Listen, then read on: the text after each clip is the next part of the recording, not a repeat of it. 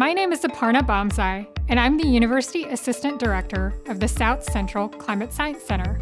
Today, I'll be going over some basic economic concepts. Fundamentally, economics is the study of how people produce, distribute, trade, and consume commodities such as goods, services, or policies. In some cases, people act as individuals, carrying out economic actions from one person to another. In other cases, the people who take action, or actors, are groups of people, like a household, a business, or a federal agency. For example, state actors may negotiate the transfer of winter wheat between Oklahoma and Mexico. Modern economics is typically divided into two fields, microeconomics and macroeconomics. Microeconomics is the study of how individual actors make decisions about the allocation of their resources. These individual actors could be people or households or even corporations. Like in other disciplines, economists make assumptions about how their system works. The main two assumptions are that actors are rational in their choices and that they will try to maximize the outcome of their transaction. Individual actors make decisions to maximize their outcome based on the value of a commodity. But really, what is something worth? The flippant answer to that question might be that it's worth whatever someone is willing to pay for it. But in reality, that answer is very close to the truth. For goods and services that can be traded in markets such as petroleum products, agricultural goods, or even your smartphone, the price of the commodity is set on an open marketplace of sellers and buyers. Theoretically, sellers and buyers negotiate a price based on the perceived value of a commodity, which includes factors such as how badly you need it and how rare it is. In reality, sellers examine the relationship between the supply of a commodity and the demand for that commodity in what are known as supply and demand curves. For example, natural gas producers would continue to produce natural gas as long as the cost of gas production and distribution, graphed by the supply curve, continues to be less than the price that consumers would be willing to pay, graphed by the demand curve. However, there are many goods and services that cannot be traded in markets, such as clean air and water, stable populations of game birds for hunting, or scenic views of the coast or mountains.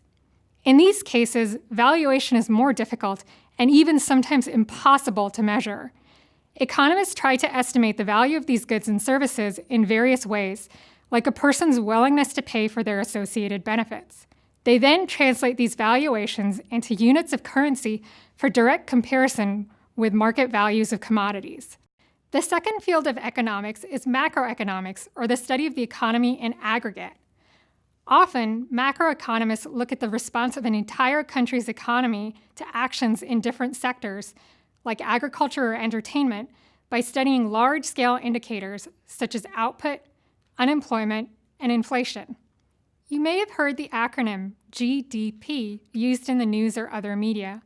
Macroeconomists calculate a country's GDP, or gross domestic product, by adding up the market value of all goods and services produced in a given time period.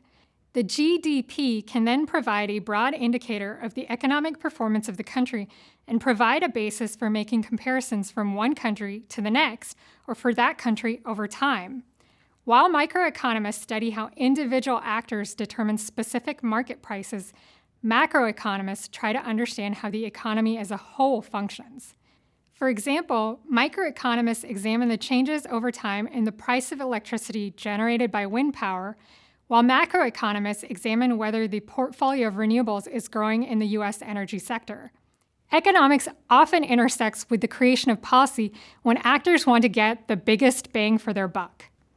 Cost-benefit analysis provides a way to systematically compare alternative options and determine which is the most sound investment strategy.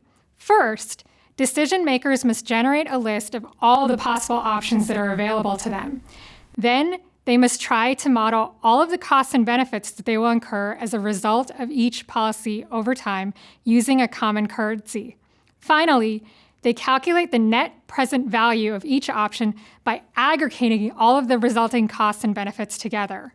While this process may sound fairly straightforward, there are actually many challenges to calculating an accurate net present value.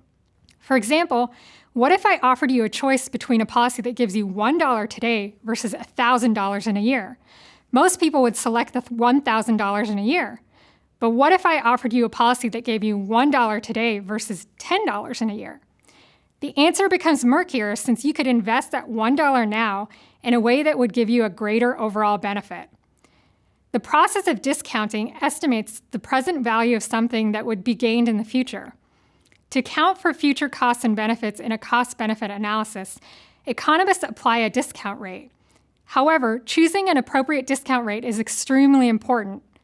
A high discount rate will reduce future costs and benefits to a very small fraction of present values. This might cause a decision maker to discard a policy option that has a low immediate cost but a high future payoff. In contrast, a lower discount rate keeps the value of future costs and benefits close to current values. This could cause a decision maker to think that a policy option with a high immediate payoff has the same value as one with a high payoff far in the future. Another complication to calculating the net present value of a policy option is that there are benefits that you don't receive from discarded alternatives when you select a given course of action. This is called the opportunity cost. For example, people give up wages when they go to college full-time instead of working full-time. However, the delayed benefit that students rely on is that they can earn a higher salary and accumulate more wealth over their career with a college degree in hand. Students make a risk-based calculation that finishing their degree holds the greatest net present value to them in comparison to other life choices, knowing that the opportunity cost is a loss of wages in the short term. If the end outcome of all opportunities could be reliably determined, then all decisions would be easy. Instead, economists and policymakers must accumulate as much information as possible and hope that they are able to choose the outcome with the greatest benefit for all. This challenge is particularly difficult in climate policymaking, where many risks and uncertainties exist and the cost of inaction is high.